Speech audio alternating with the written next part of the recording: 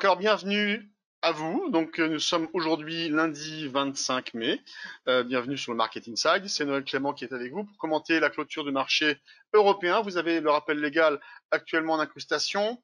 Avant de commencer, donc on peut déjà parler du fait que la clôture s'est faite très verte aujourd'hui, puisque le CAC gagne 2,15% en hausse donc de quasiment 100 points à 4539,91 et ça faisait un bout de temps donc qu'il n'avait pas eu l'occasion de passer au-dessus de 4500. Et le DAX, lui, eh bien confirme le fait qu'il passe donc au-dessus de 11 000 à 11 384,30. C'était déjà le cas donc depuis un certain temps, mais là donc il confirme ce niveau puisqu'il progresse de 2,80%, en hausse donc de 310 points. Fondamentalement, il n'y a rien eu d'important aujourd'hui, d'intéressant.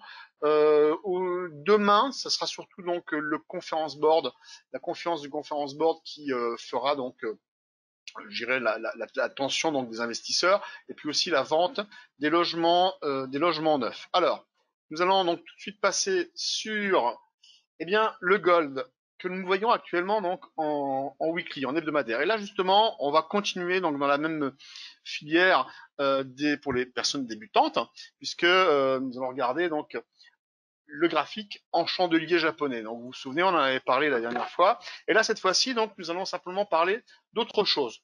Nous allons parler du fait que lorsque l'on voit donc ce type de graphique, donc en hebdomadaire, en weekly, donc nous avons les mêmes formes de bougies. Mais généralement, ce que l'on va donc regarder en premier, c'est de voir où sont les niveaux donc de support. Donc là, c'est assez facile à voir. Et où sont les niveaux de résistance. Et là également, c'est relativement facile à voir. Auquel cas, donc bien sûr, les couleurs, comme c'est assez facile non plus aussi de mettre le rouge pour quand il y a un danger ou quand il y a une résistance, et le vert quand il y a un support ou une faveur ou une aide. Et bien là, c'est pareil, donc on va utiliser ces mêmes codes couleurs.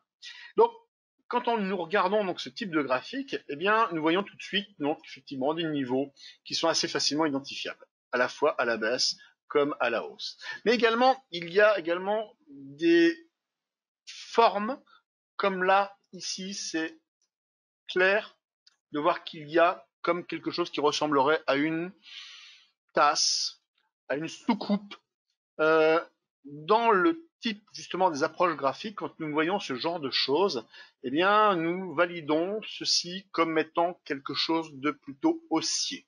Quant à l'inverse, nous avons donc plutôt des formes, on va dire, en forme de dôme, comme ceci. Alors, nous en avons peut-être comme là, ici, un dôme, on pourrait dire que c'est un dôme.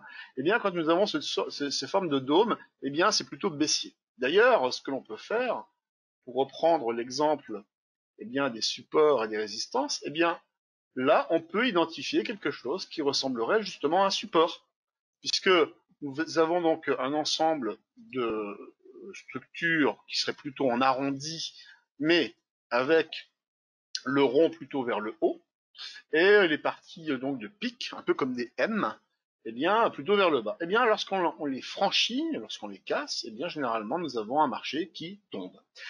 Quand on regarde donc ce type de graphique, l'idée donc qui nous revient à l'esprit, c'est de voir que si nous avons cette structure-là à l'inverse, qui est en forme de soucoupe,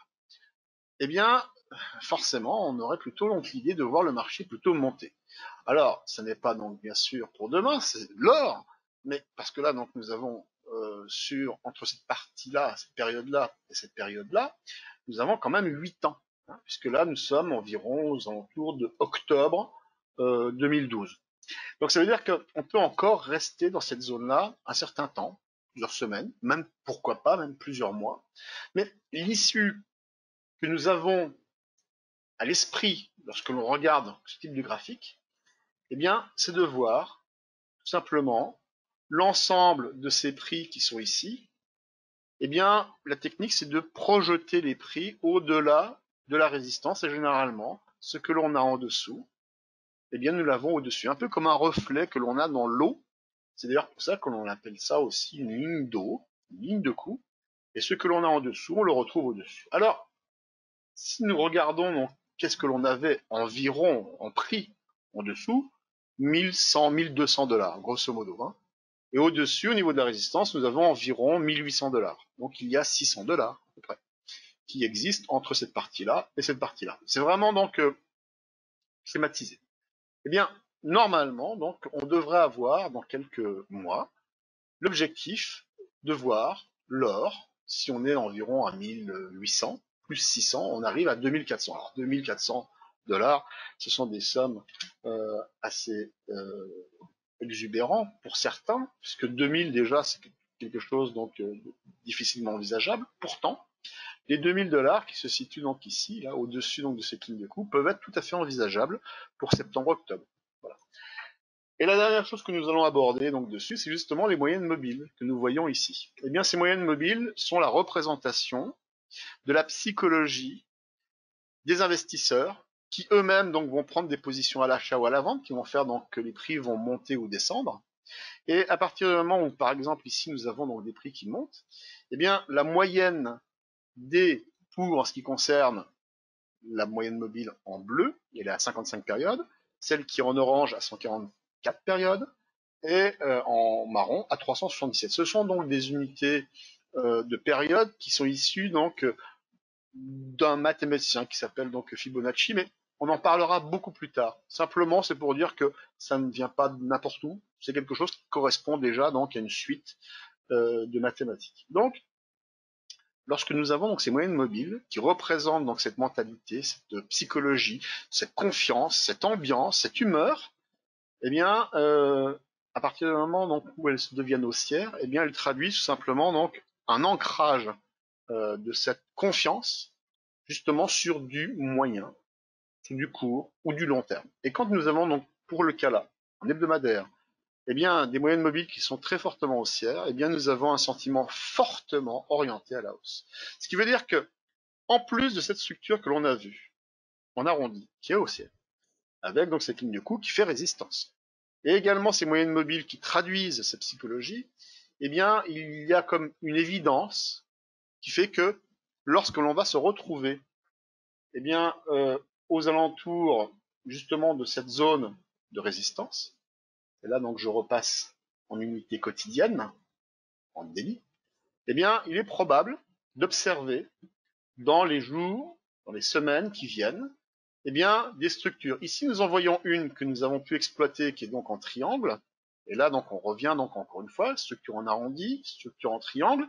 Ça répond tout simplement donc à des mécanismes qui fait que lorsque l'on sort de cette structure, puisque les prix donc oscillent pour là vers la pointe, et donc forcément les oscillations sont de plus en plus petites. Mais à un moment donné, il faut bien qu'elles sortent, et quand on sort, à ce moment-là, on redonne à nouveau un directionnel, et nous pouvons avoir à nouveau des projections.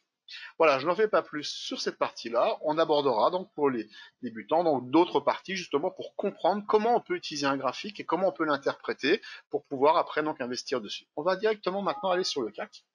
Et donc le CAC que nous avons regardé tout à l'heure donc sur le live trading, eh bien tout simplement donc l'approche en 4 heures, là on l'a en 4 heures, et nous voyons donc clairement nous sommes toujours dans ce fameux trading range. Donc je remets donc mon rectangle qui est également commun à beaucoup d'indices. Le DAX en fait partie, il est toujours inscrit à l'intérieur de son trading range, même s'il commence un peu à mécher, à percer dans cette partie haute.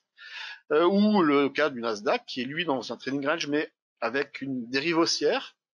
Mais il respecte assez fidèlement justement les zones qui sont donc plutôt sur le haut. Et là, quand on regarde le CAC, eh bien, on voit que c'est le plus faible déjà des indices. Il dérive au niveau donc justement donc de sa ligne de coût, comme on en a parlé tout à l'heure, une ligne de coût d'une structure en triangle rectangle. Et là, pour le coup, il est passé donc à la baisse. Il est revenu donc suivre cette ligne, cette oblique de support. Eh bien, à partir du moment où il l'a cassé à la baisse, il est revenu donc par le dessous pour essayer de réintégrer donc cette ligne pour repasser au-dessus, mais il a été échoué.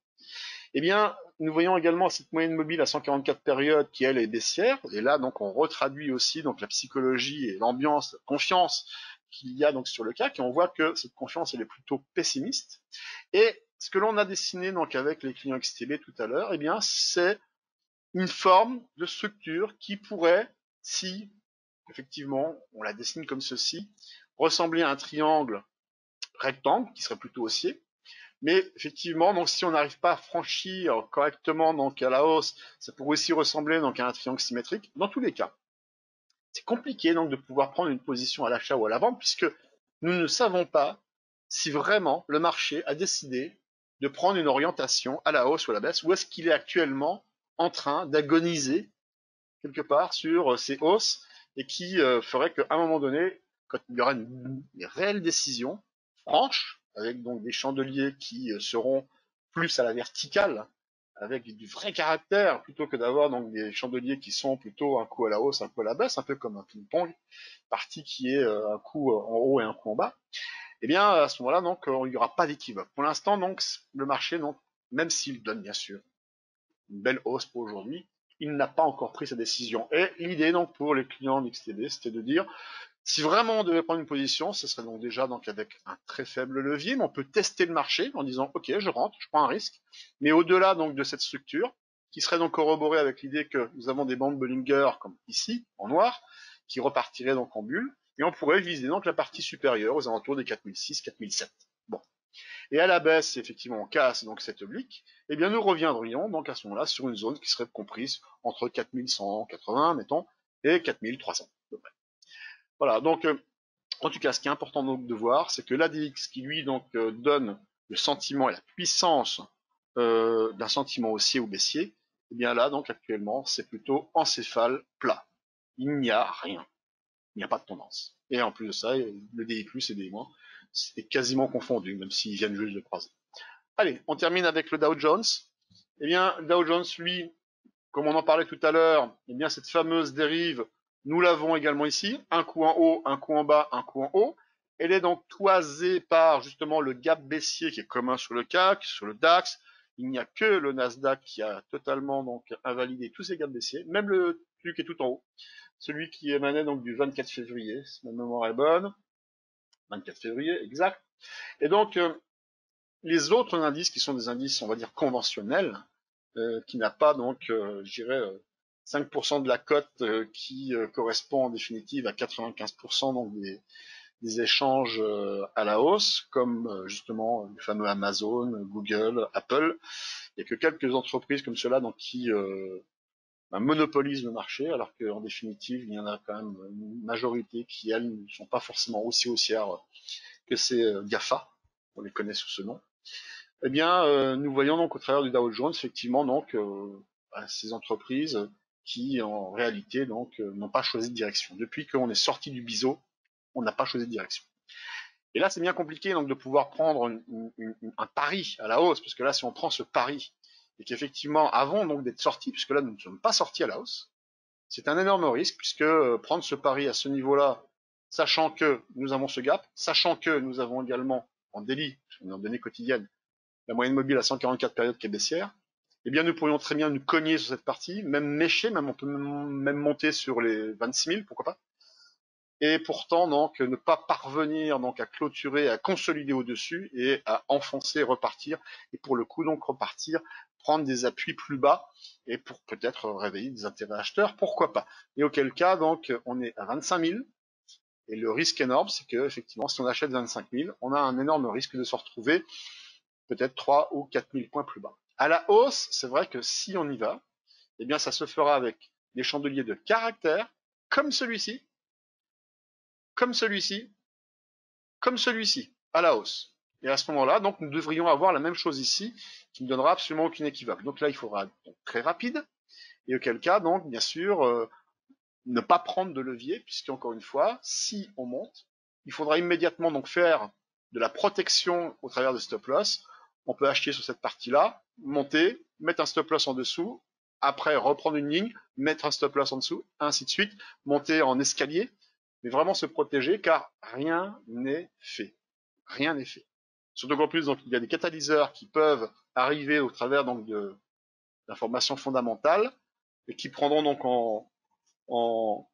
à témoin le risque qu'il y a actuellement à Hong Kong, les risques qu'il y a actuellement sur la guerre commerciale entre les États-Unis et la Chine, et qu'à un moment donné, si l'investisseur donc arrête de regarder effectivement les flux qui ont été injectés sur les marchés, qui commence à regarder donc les risques qui sont là devant lui, eh bien la possibilité de couper donc des positions qui auront été prises peut-être dans cette phase-là, peut-être dans cette phase-là, peut-être même plus bas, eh bien, ils n'auront absolument aucun état d'âme, donc à couper des positions et vendre justement donc avec des bénéfices. En attendant, celui qui aura acheté donc en dernier sera pendu à sa position. D'où le terme justement chandelier japonais. Généralement, quand on a donc ce genre de structure, on appelle ça un pendu quand on est donc en haute tendance. Voilà, j'en vais pas plus. Je vous souhaite une bonne fin de journée. J'espère que vous allez donc vous protéger, mais que vous allez aussi profiter donc de ce marché.